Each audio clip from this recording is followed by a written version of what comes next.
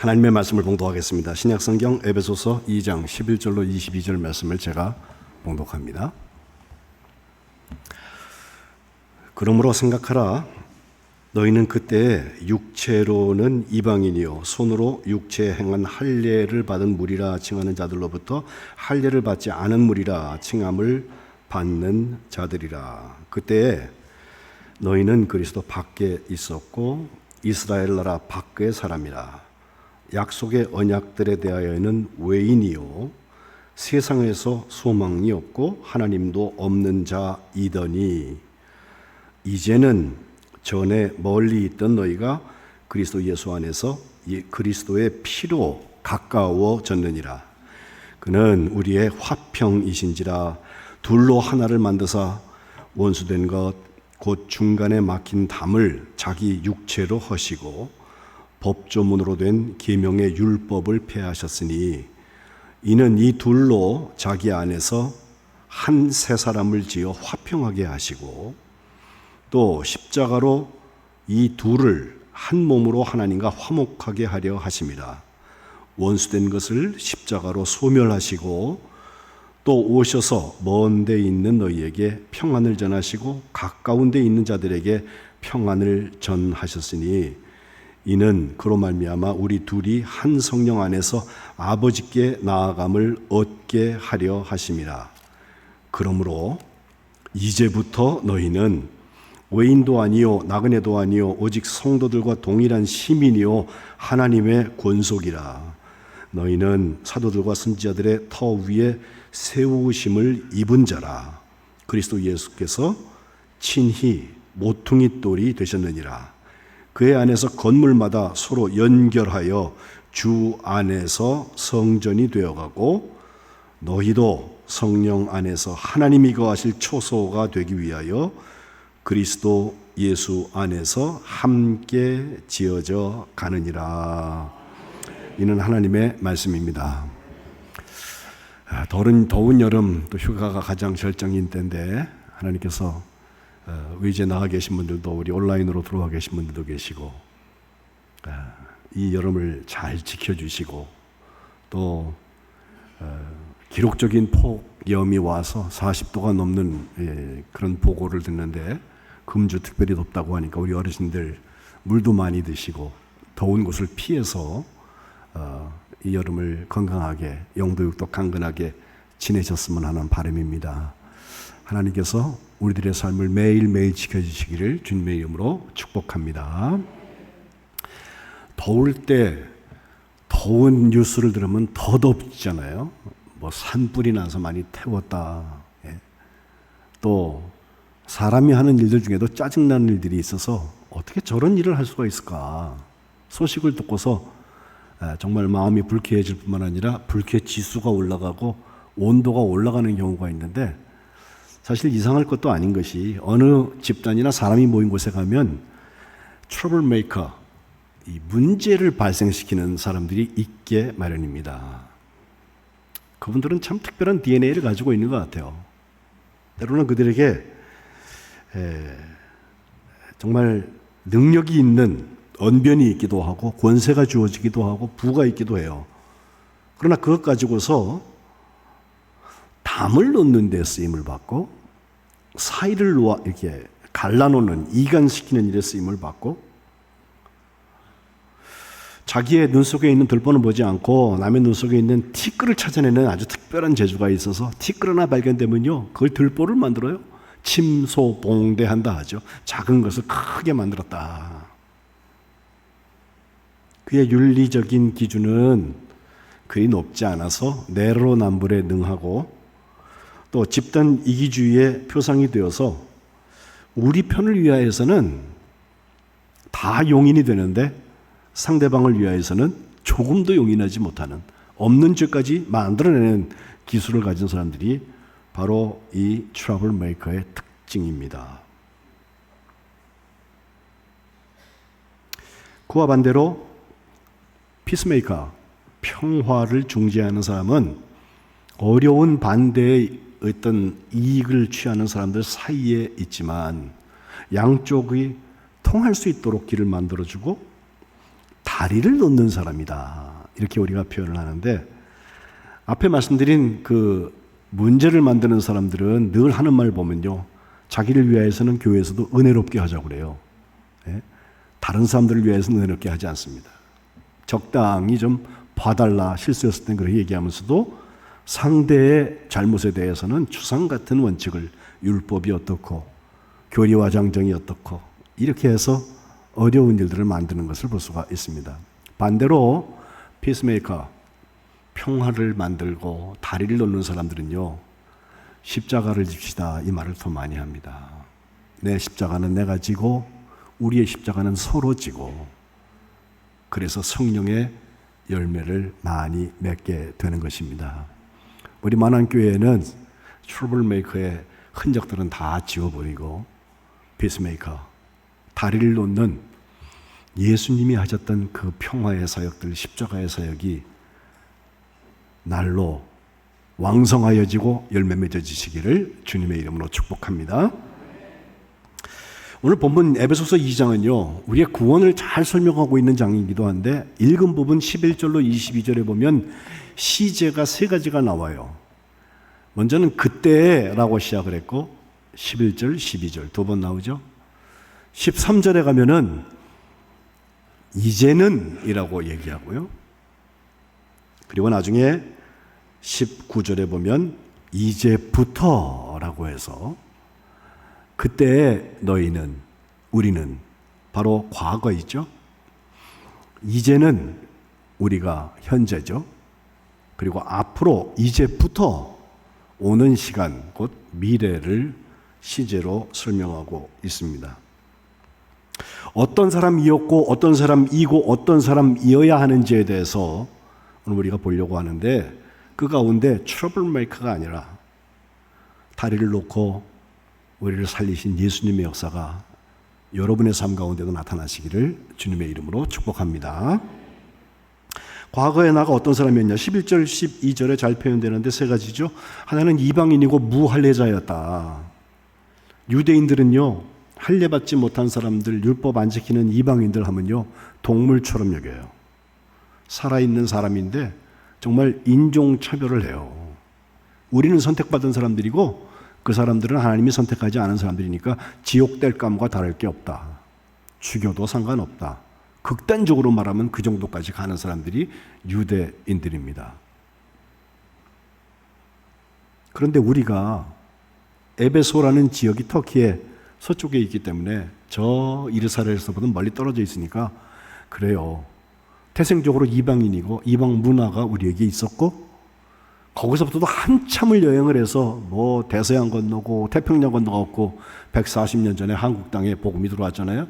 그러니 우리는 이방인 중에서도 극단적인 이방인이라고 말할 수밖에 없죠. 지역적으로 볼 때, 시간적으로 볼 때.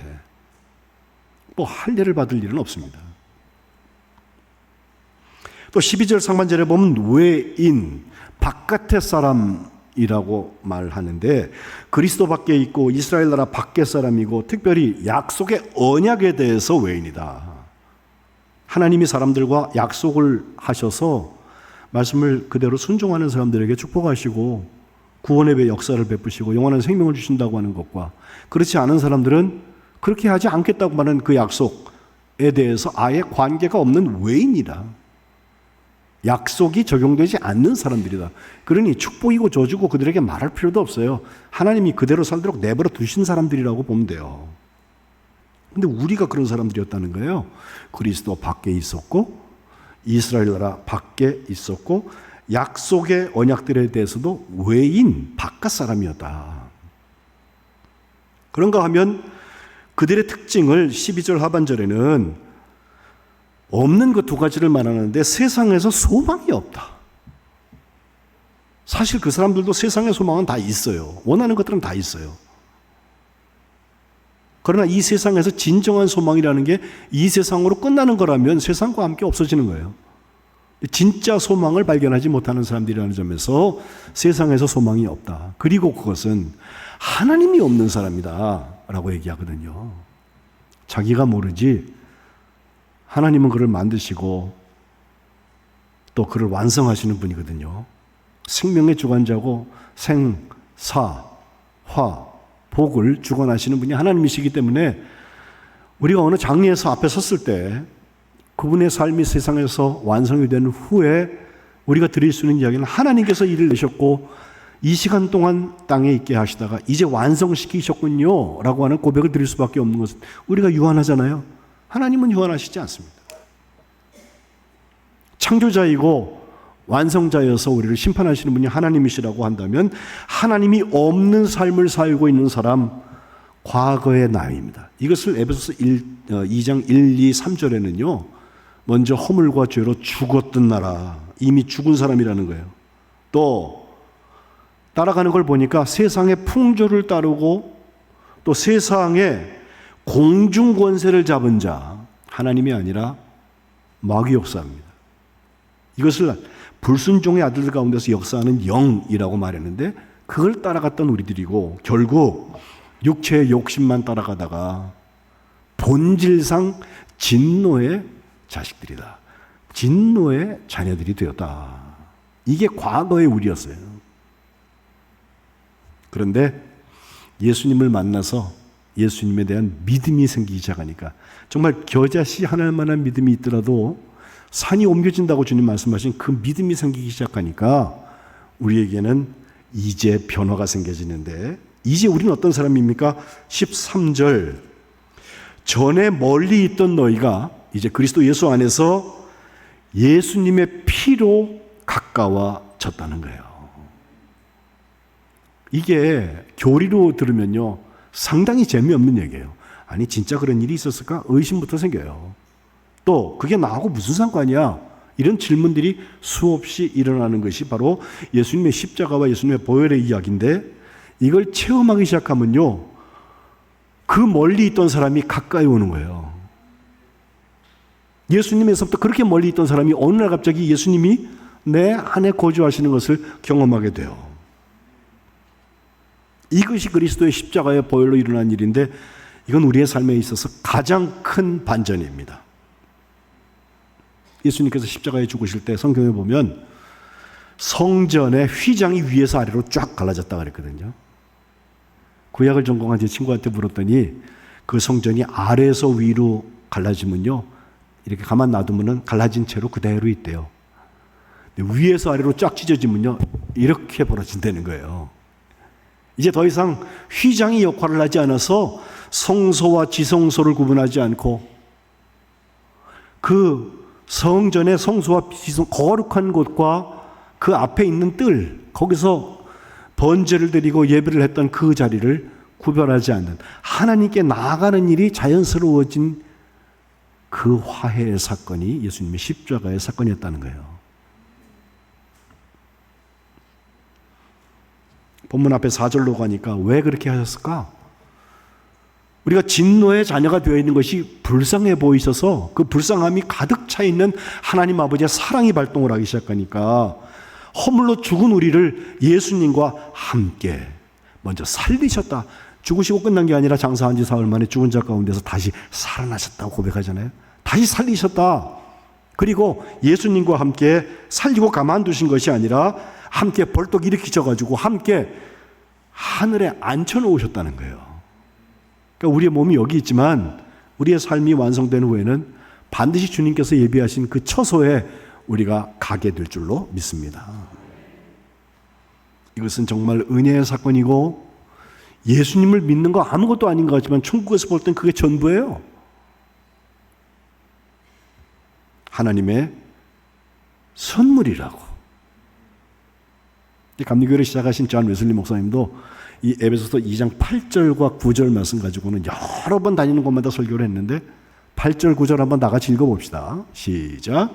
너희는 그 은혜에 의하여 믿음으로 말미암아 구원을 받았으니 이것은 너희에게서 난 것이 아니요 하나님의 선물이라.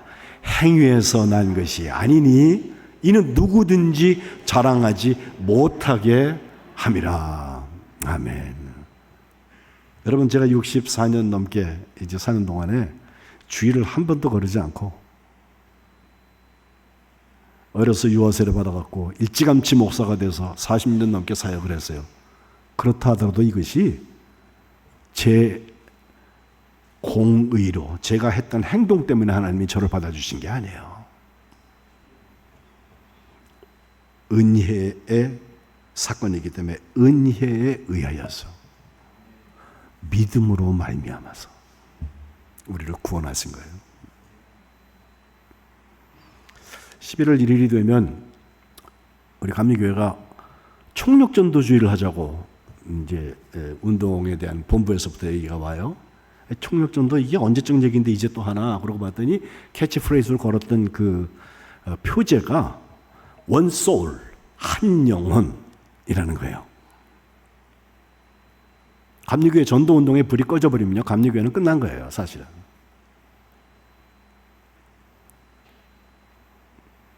하나님의 은혜의 사건, 하나님의 선물에 대한 감사가 없어지는 그 순간 그 사람은 살아있으나 구원이 살아있는 역사를 살지 못하는 거라. 이런 것 때문에 원 소울 해서 이제 3개월 후가 되는 우리가 추수감사주의를 지키는 11월 첫 주일인데 그때 총력전도를 하자고 감독회장부터 발을 벗고 나서서 모든 교회가 그걸 하자고 지금 운동을 일으키고 있어요. 아마 과거에 우리 교회가 총력전도 운동하고 무슨 총동원 전도주의를 했던, 그래서 여기서 이벤트를 만들어서 했던 것과는 다르게 진행될 거예요. 하지만 우리 교회에도 제가 2년 넘도록 섬기면서 경험한 모습을 보면 정말 영혼을 구원하는 데 관심이 있는 교회인지, 그런 분도 계시지만 그렇지 않은 분들도 얼마든지 계세요.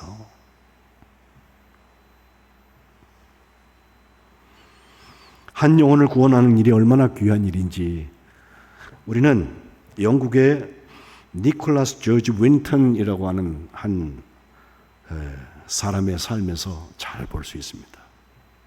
그 사람은 아버지가 독일계 유대인이었는데 영국으로 이민을 와서 영국에서 잘 살고 있었어요. 1909년생이고 2014년까지 살았으니까 100살 넘게 살았습니다, 이 할아버지가. 근데 거기서 아버지도 금융계에 있었고 자기도 금융기관에 들어가서 증권도 하고 은행에서 일을 하면서 자기의 부도 있고 하니까 잘 살고 있다가 29살 됐을 때 한번 스키 타러 휴가를 스위스로 가게 되는데 거기서 친구의 소식을 들어요. 친구가 체코의 프라하에서 나한테 좀 놀러 오라고 그런 마틴이라는 친구의 전가를 받고서 그 휴가에 체코를 방문했는데 거기 가보니까 그때 이미 히틀러가 그 나치 정권을 거기에 세워놓고 유대인들을 학살하기 시작하는 거예요. 유대인들을 잡아가는데 정말 게토에 집어넣었다가 거기서부터 나중에는 수용소에 집어넣고 나중에는 가스실로 가서 그들을 생명을 인종 청소를 했던 그 일, 그 잡혀가는 장면을 가서 봤는데 너무나 비참한 거예요. 그래서 그는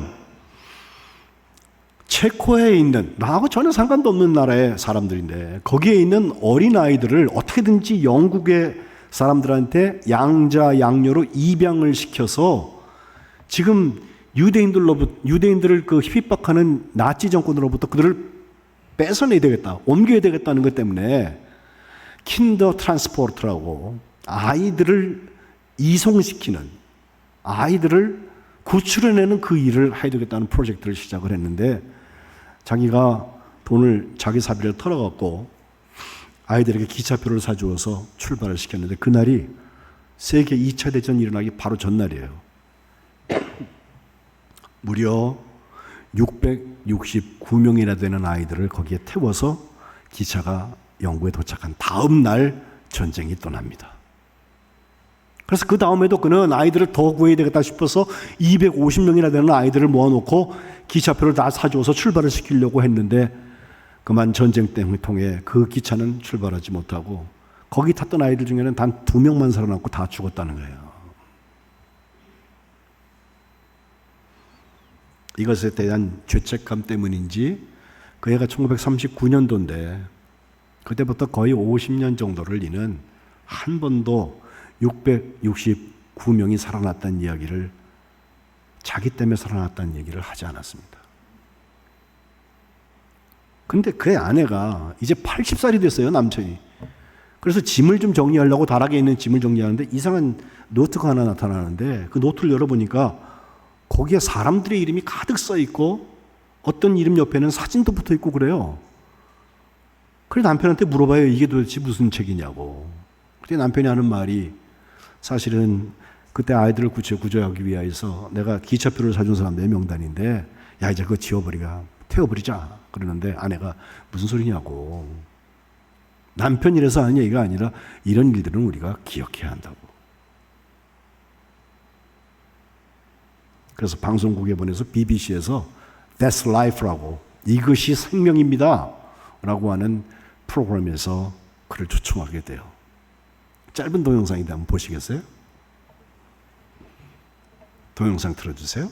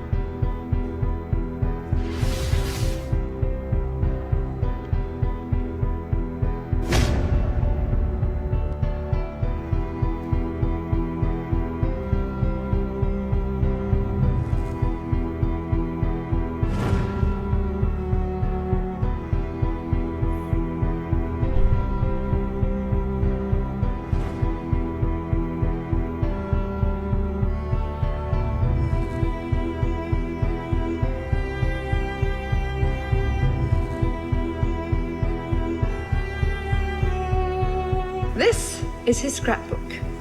There are all kinds of fascinating pictures in it. Perhaps you can see this is a picture of Nicholas Winton himself with one of the children he rescued. Back here is the list of all the children. This is Vera Diamond, now Vera Gissing. We did find her name on his list. Vera Gissing is with us here tonight. Hello, Vera. And I should tell you that you are actually sitting next to Nicholas Winton.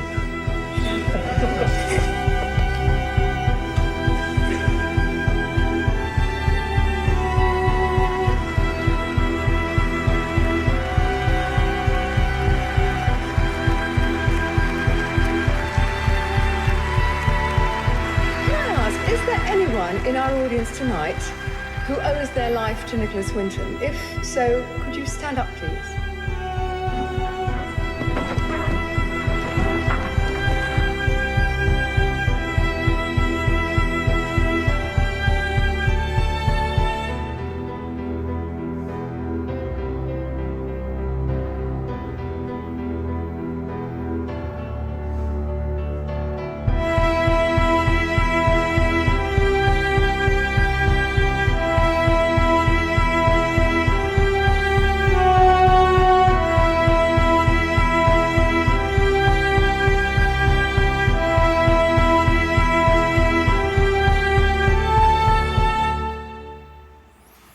저 할아버지 이야기를 제가 동영상을 시간이 걸리지만 본 이유가 있어요.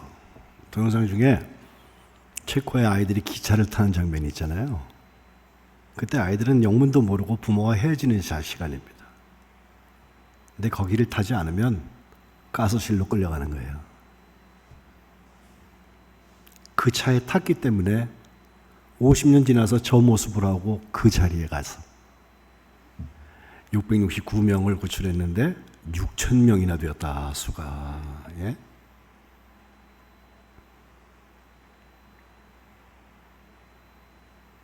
누가 내 기차 티켓을 사주는지도 몰라요.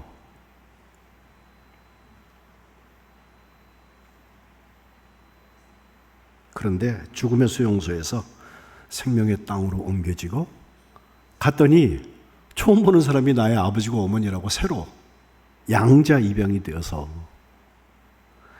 영국 시민권을 따고 나치의 인종 학살에서부터 자유로울 수 있었다는 거예요. 이쯤 되면 복음이 다 설명된 거야.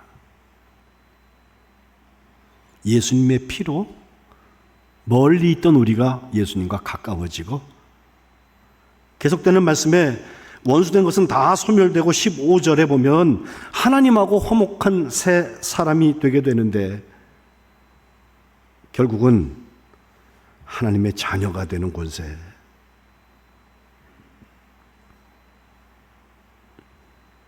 이제부터 우리가 살아가야 될 것, 그것은 성도들과 동일한 시민. 현행법으로 우리를 죽여야 되는 그런 사람으로 대상했던 그 나라에서부터 구원받아서 이제는 그 법으로 우리를 해칠 수 없는 양자에 입양되어서 아빠 아버지라고 얘기하는 하나님의 자녀들, 그 권속이라는 말이 식구란 뜻이거든요. 여러분, 식구는요 부모가 같을 때 식구가 되는 거예요. 내 사정이 저 사람하고 수준이 맞고 이만한 게 돼서 친한 친구는 될 수 있어도 식구는 안 돼요. 아버지가 같으면은 식구입니다. 저도 여러분도 똑같은 하나님한테, 성령님한테, 예수님한테 아버지라고 고백하고 부르고 기도하잖아요. 그 아버지가 육신 입고 오신 것이 예수님이라고 우리가 고백하잖아요. 승천하신 다음에 보내주신 보혜사 성령이 우리와 함께하면서 매일매일 기쁘게 순례의 길을 행할 수 있게 하신다고 고백하잖아요. 그래서 우리가 식구인 거예요. 권속입니다.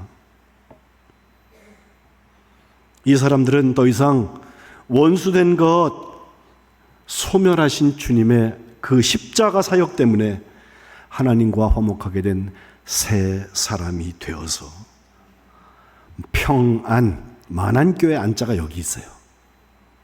한 성령 안에서 아버지께 나아갈 수 있게 하셨다. 이제부터 우리의 시간들은 뭘 가지고 할 거냐? 19절에 외인 아니다, 나그네 아니다, 성도들과 똑같은 시민이다. 여기 성도라는 말이 직분 없는 사람들에게 성도라고 부르는 그 성도가 아니에요. 성직자를 포함한 모든 그리스도인들이 다 성도입니다. 거룩한 무리. 이들은 하나님 나라의 시민권을 가진 사람들. 영국 시민권만 가져도 낫지가 어떻게 못하잖아요. 그리고 하나님의 권속 식구가 되어서 우리는 사도들과 선지자들이 거기에 다 피 뿌려서 세워놓은 터 위에다가 집을 짓게 되는데, 세우심을 받게 되는 건물인데, 그 건물이 바로 성전, 성령께서 거하시는 처소가 되는 것입니다. 이 사람들이 마지막에 주님 앞에 섰을 때 주님은 마태복음 25장에 분명히 말씀하세요. 인자가 영광 중에 와서 사람을 둘로 나누어서 한쪽에는 오른편이라고 하셨는데 양이라고 하셨고, 다른 한편에는 왼쪽이라고 하셨는데 염소라고 아예 찍어놓겠다, 구분하신다. 그때는 돌이킬 수 없어요.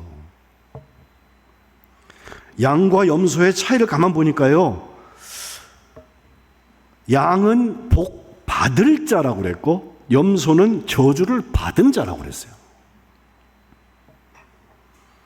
복 받을 자에게 심판주는 너는 하나님 나라를 상속해야 된다, 하나님의 자녀니까. 하지만 저주를 받은 자 염소들에게는 영원한 불에 들어가라고. 그런데 오른쪽에 있는 사람이나 왼쪽에 있는 사람이나 양이나 염소나 다 당황합니다.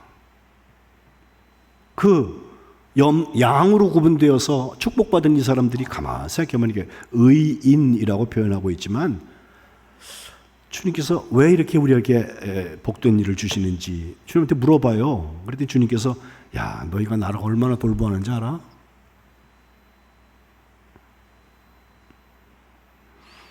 배고플 때 음식 주었고, 목마를 때 마시게 했고, 나그네 되었을 때 영접해 주었고, 헐벗었을 때 옷을 주었고, 병들었을 때, 옥에 갇혔을 때 신방 왔잖아 라고 주님 말씀하시는 거예요. 의인들이 가만 생각해보면 주님한테 그렇게 한 일이 없어요, 우리가. 그래서 거꾸로 물어요. 마태복음 25장 37절에 주여, 우리가 어느 때에 주께서 줄이신 것을 보고 음식 대접했습니까? 목마르신 것을 보고 마시게 했습니까? 어느 때에 나그네 되신 것을 보고서 영접한 일이 있습니까? 헐벗으신 것을 보고 옷 입혔습니까? 어느 때에 병 드신 것이나 옥에 갇히신 것을 보고 가섭하였습니까? 라고 묻는데 주님은 간단하게 말씀하세요. 지극히 작은 자 하나에게 한 게 내게 한 거야. 반면에 염소들에게 하시는 말씀, 영혼은 불에 들어가라고 하신 말씀, 너희들은 이거 하나도 안 했다는 거예요.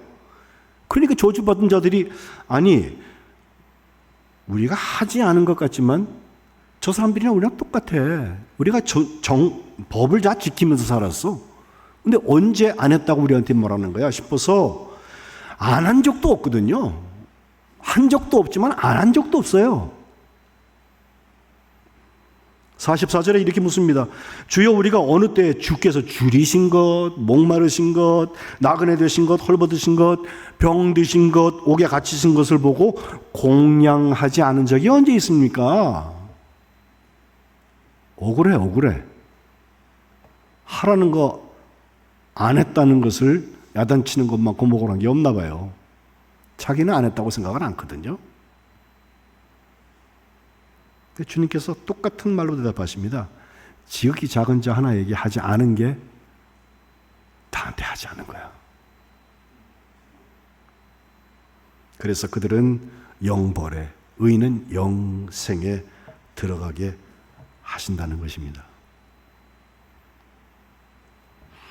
우리는 이제부터 성령이 거하시는 초소, 성전이 되어가고 함께 지어져가는 교회를 세워야 할 것입니다. 그 자리에 한 영혼이 왔을 때 예수 믿고 구원받는 거지, 천하를 다니다가 한 사람 데리고 와가지고 자기보다 더 지옥의 자식이 되게 하는 바리새인들처럼 화 있을진저 그런 교회 되면 안 돼요.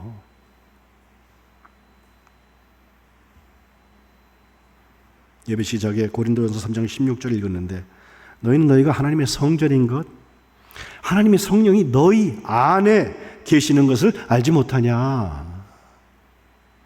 누구든지 하나님의 성전을 더럽히면 하나님께서 그를 멸하신다 하므로 하나님의 성전이 거룩한 것처럼 너희도 거룩해라.